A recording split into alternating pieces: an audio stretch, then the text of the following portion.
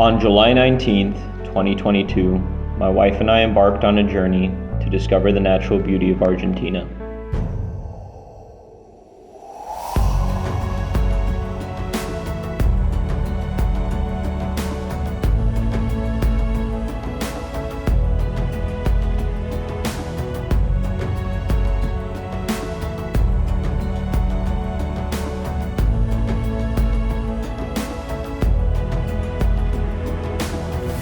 Up until that point, previous trips to the country have brought me to know the capital city of Buenos Aires and the Mesopotamia provinces of Entre Ríos, Corrientes, and Misiones, all the way up to the tropical jungles of Iguazu Falls and the Triple Frontera Observatory, bordering Paraguay and Brazil, homeland to the Guarani natives.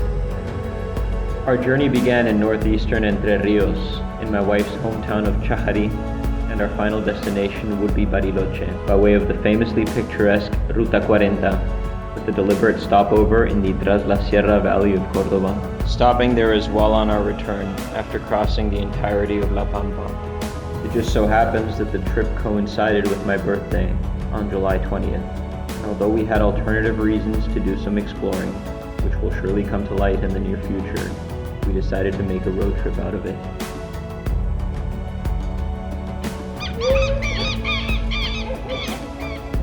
Good morning, guys. Well, this doesn't look like Costa Rica. We are in Chajarí, Argentina. And today, my wife and I are going on a road trip to explore this beautiful country. Let's see what happens.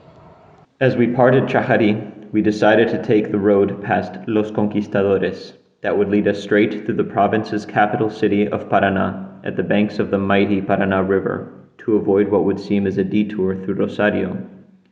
It turns out that stretch has possibly the worst road in all of Argentina, which as a general rule, I was rather impressed by.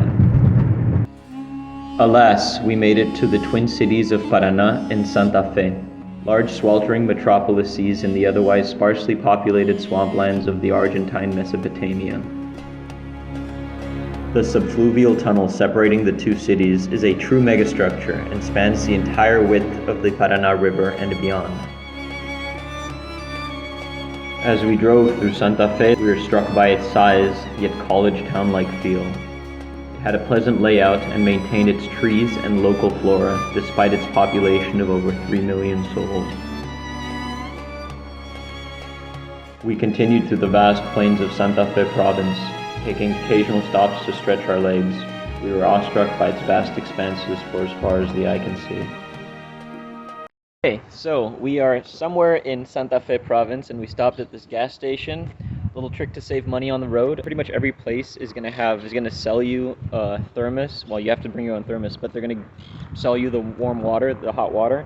And if you bring along your own coffee and filter, I use one of those sock filters, you can just make your own coffee on the road and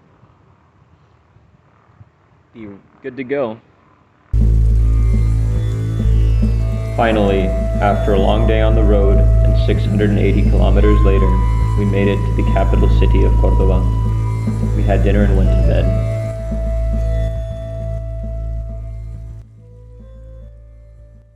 On the morning of my birthday, July 20th, we decided to explore the city by foot. Let the exploration begin.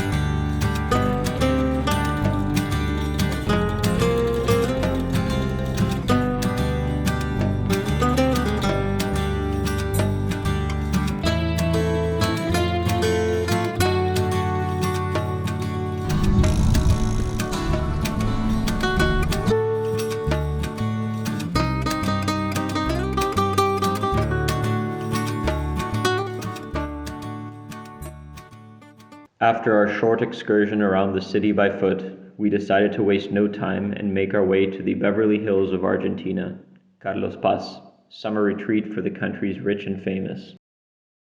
Upon leaving Cordoba Capital, the first mountains started to form in the distance, a welcome sight I had not seen in the previous 2 months, due to the otherwise flat landscape of the country's eastern flank. Upon entering Carlos Paz, we decided it was a nicely laid out town, but it seemed overly developed and touristy, so we just stopped to have a quick lakeside lunch. We're gonna camp out right here. We're gonna have some sandwiches and some fruit and meditate.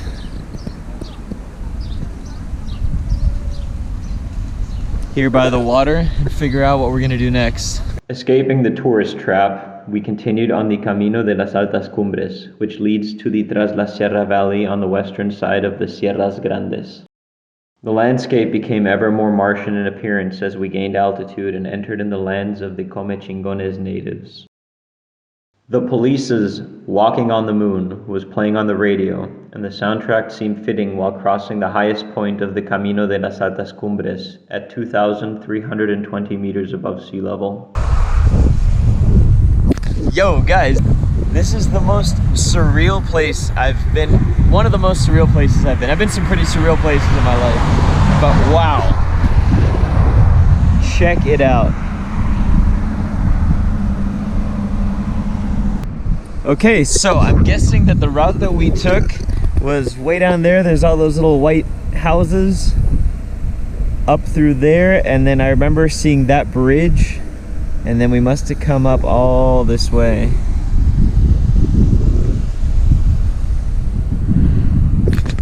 This place is unreal. You can see for miles. Making our way into the valley, the rocky red boulders became ever more pronounced, and the place had a powerful, surreal energy about it.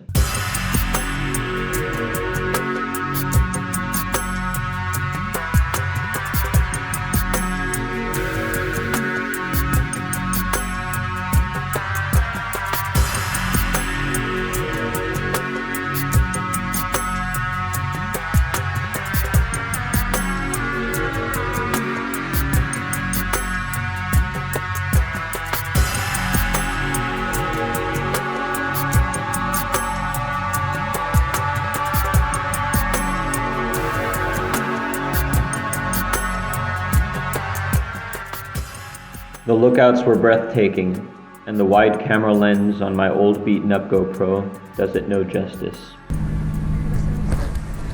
So we just made another little stop, and each place looks trippier than the next, I swear.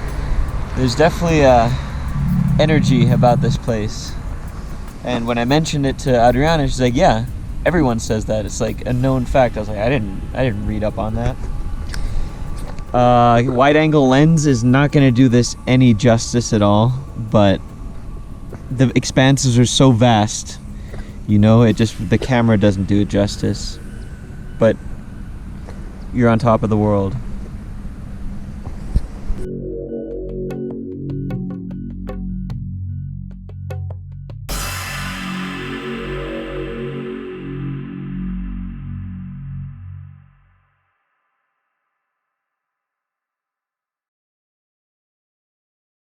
Alright, so we just took that whole route that you saw from Carlos Paz all the way here to Mina Clavero, I guess it's called.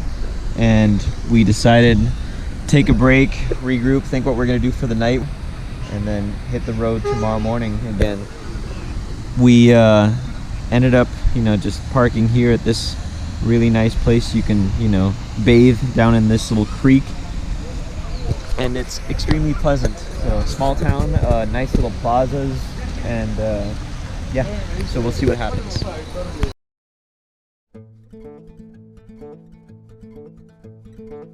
We spent the next 5 days straddling up and down the valley's Ruta 14 and the countless picturesque towns which lined it. The amalgamation of its colonial-style architecture superimposed onto the arid Mediterranean climate was reminiscent of the scenery found in old spaghetti westerns.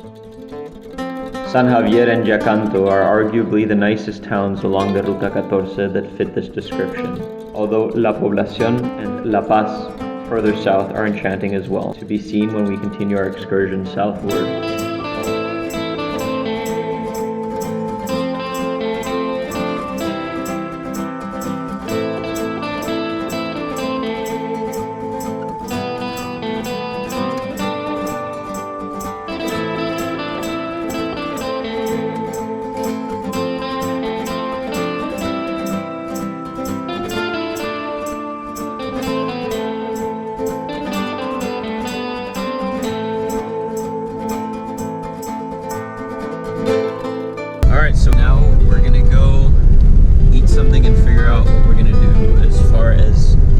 we're staying tonight goes, because the days go by really fast.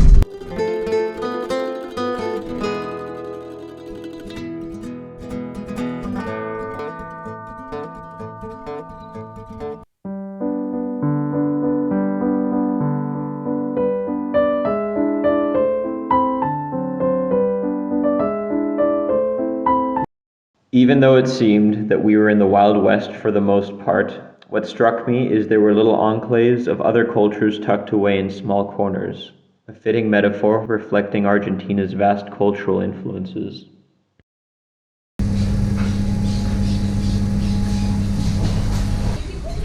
So Adriana's been wanting facturas since yesterday, so finally we pulled over and got her some in this little plaza right here in the town of San Javier, if I'm not mistaken. Check this place out. It's like got a really, I want to say, kind of like a beer garden vibe, you know, like definitely German influence. And it's just a small little picturesque town. I mean, there's a bunch of these small little picturesque towns throughout this whole area. And it's got a really trippy little vibe to it. Check this out. We're at the base of this mountain range here, which the Cerro Champaqui should be a little bit over that way. It might be that one. I'm not even sure, but it's in that area. Super cool vibes.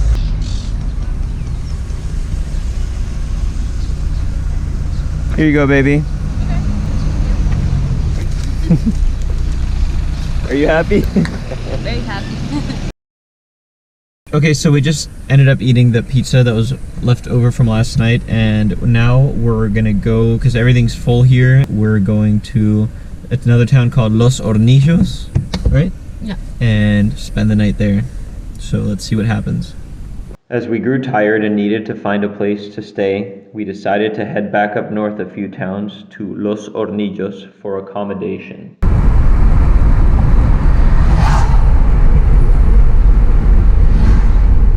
Well, that was another scenic ride, and we ended up here at the Osteria Monte Berico.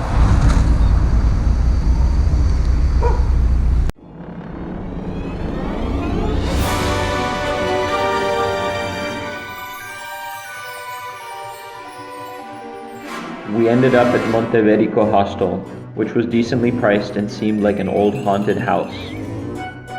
Later that night, we drove back down to Villa de las Rosas and had a nice meal at La Rosa de Belgrano.